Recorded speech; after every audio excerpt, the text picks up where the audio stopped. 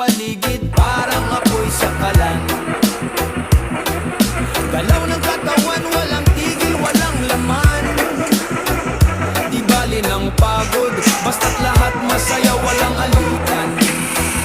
Sa bawat hakbang ang bitay bumibira, sa bawat patak ang pawis ang saksi tila. Ito'y sayaw ng buhay, walang kapantay na sigla.